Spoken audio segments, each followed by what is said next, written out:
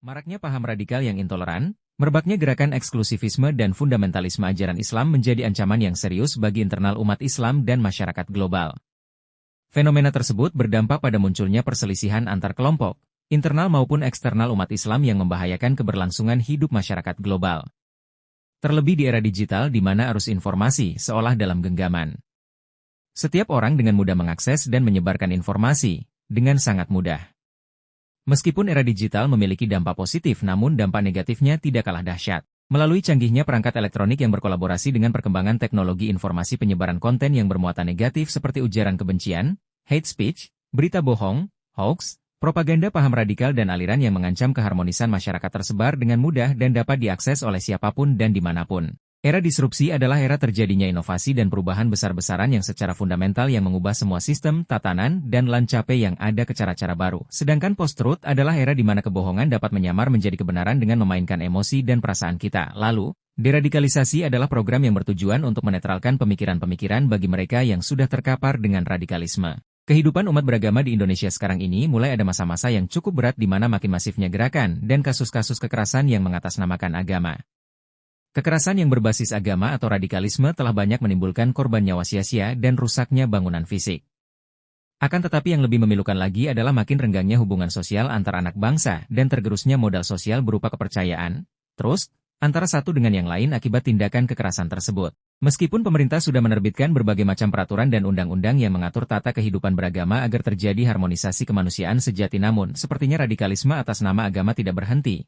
Justru sebaliknya kian hari kian bertambah dengan berbagai bentuk baik itu penganiayaan, pembakaran, perobohan tempat ibadah, penodaan ajaran dan keyakinan agama, serta penghinaan terhadap keyakinan agama atau pemahaman ajaran orang lain.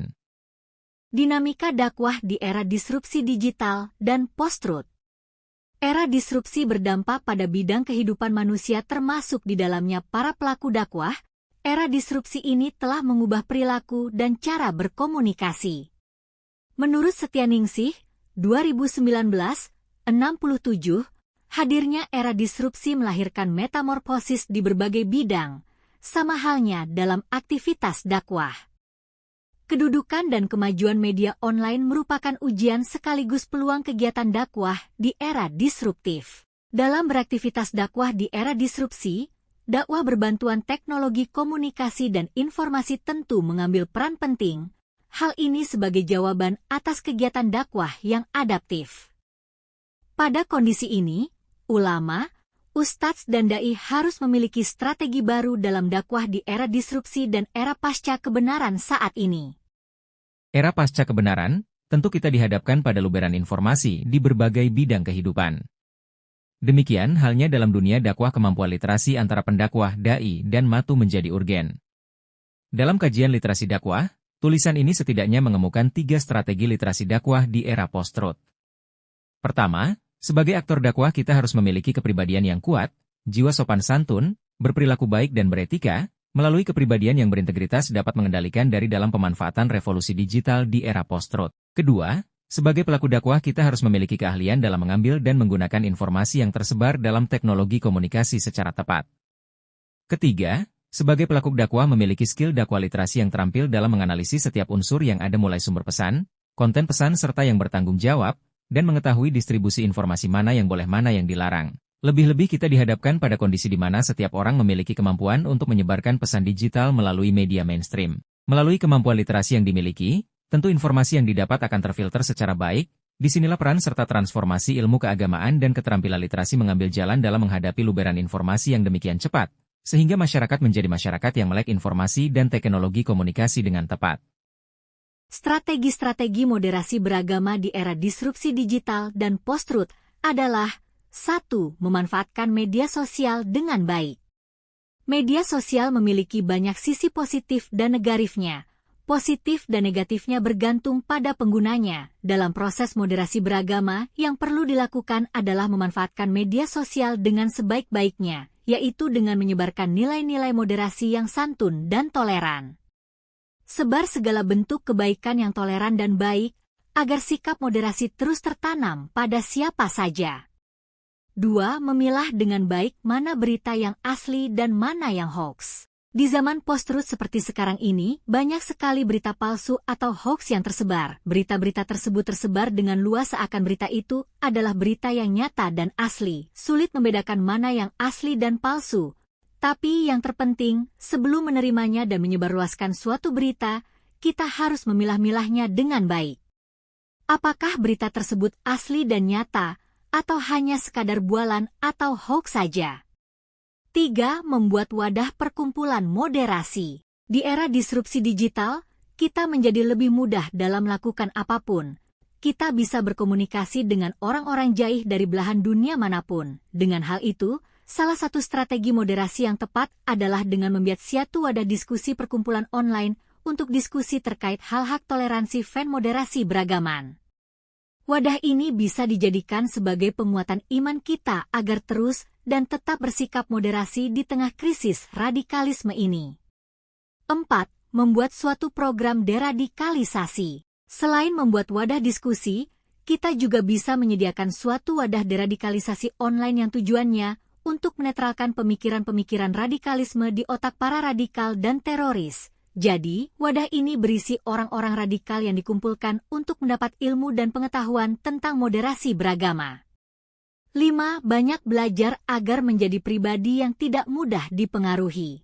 Di zaman post-truth ini, banyak sekali kepalsuan yang berkedok kebenaran. Banyak sekali radikalisme dibungkus dengan hal-hal yang menarik perhatian, sehingga mudah mempengaruhi orang-orang awam agar menganggap paham radikal itu adalah paham yang paling benar. Jadi, strategi yang perlu dilakukan adalah dengan memperbanyak pengetahuan agar kita tidak menjadi pribadi yang mudah percaya dan terpengaruh dengan hal-hal radikalis. Gerakan radikalisasi agama dan keberagaman di kalangan generasi milenial di era disrupsi digital dan post-truth. Dalam deskripsi sederhana, deradikalisasi adalah upaya untuk mengubah ideologi, pemikiran dan pemahaman seseorang yang semula radikal menjadi tidak lagi radikal. Deradikalisasi pada dasarnya bertujuan untuk mengubah seseorang yang semula radikal menjadi tidak lagi radikal, termasuk diantaranya adalah menjauhkan mereka dari kelompok radikal yang menjadi tempat mereka bernaung. Nasaruddin Umar menjelaskan bahwa deradikalisasi bukan berarti sebuah upaya menghadirkan pemahaman dan wawasan baru, apalagi sebagai pendangkalan pemahaman keagamaan, Islam, melainkan sebagai upaya mengembalikan dan meluruskan kembali pemahaman yang benar tentang agama dan wawasan bernegara.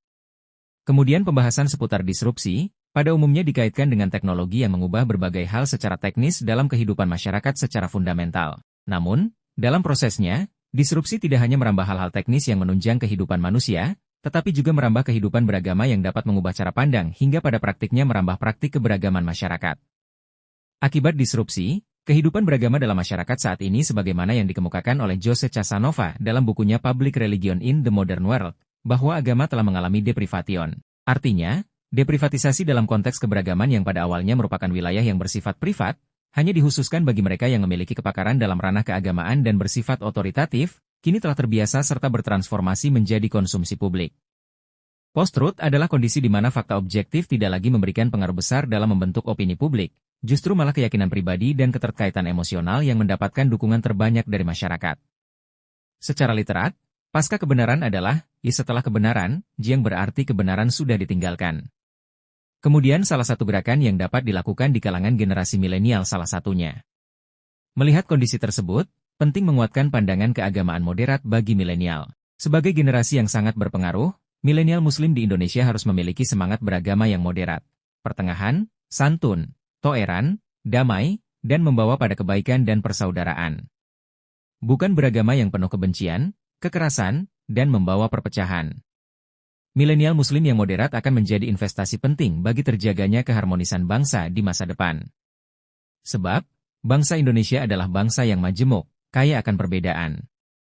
Sehingga, untuk menciptakan keharmonisan, butuh sikap saling menghormati, menghargai, toleran, dan persaudaraan. Milenial adalah generasi yang berbeda dengan generasi sebelumnya. Mereka punya karakteristik tersendiri, terutama terkait kedekatannya pada teknologi digital. Oleh karena itu, pendekatan dakwah terhadap milenial juga harus dengan strategi-strategi khusus. Menurut penulis, sangat penting menguatkan dakwah moderasi beragama secara digital dengan kemasan menarik. Sekarang ini zamannya serba digital. Pun, dakwah moderasi beragama juga tak boleh ketinggalan. Dakwah konvensional memang tetap berjalan, namun menyepelekan dakwah digital hari ini jelas kesalahan fatal. Maka, situs-situs dakwah Islam moderat mesti terus dibangun dan terus menyebarkan ajaran-ajaran agama secara ramah dan damai. Jangan sampai, dunia maya justru dikuasai situs-situs penyebar ideologi radikalisme agama. Selain terus memperbanyak penetrasi dakwah digital tersebut, tampilan, narasi, dan kemasan yang menarik juga penting diperhatikan. Peneliti Universiti Kebangsaan Malaysia, Heu Waiteng, 2015, dalam tulisannya tentang dakwah digital di Indonesia dan Malaysia menyebutkan bahwa keberhasilan dakwah dai milenial karena 3 aspek. Estetika visual, menggunakan cara yang komunikatif, seperti forum tanya-jawab, dan strategi marketing, artinya, boleh jadi kualitas atau isi suatu dakwah berkualitas, namun tidak maksimal diterima kalangan milenial karena 3 aspek tersebut tidak begitu diperhatikan. Jadi, untuk bisa menguatkan pandangan Islam moderat di kalangan milenial, dakwah harus benar-benar memerhatikan aspek-aspek seperti visual, strategi komunikasi, dan marketing tersebut. Simpulan. Ustadz, ulama dan dai harus memiliki strategi baru dalam dakwah di era disrupsi dan era pasca kebenaran saat ini. 1. Harus memiliki kepribadian yang kuat, jiwa yang sopan santun, berperilaku baik dan beretika. 2. Harus memiliki keahlian dalam mengambil dan menggunakan informasi yang tersebar dalam teknologi komunikasi secara tepat. 3. Memiliki skill dakwah literasi yang terampil dalam menganalisis. Strategi moderasi beragama di era disrupsi digital dan post-truth adalah 1. Dapat memanfaatkan media sosial dengan baik. 2. Dapat memilah-milah antara berita asli dan hoax. 3. Membuat wadah perkumpulan moderasi. 4. Membuat suatu program deradikalisasi.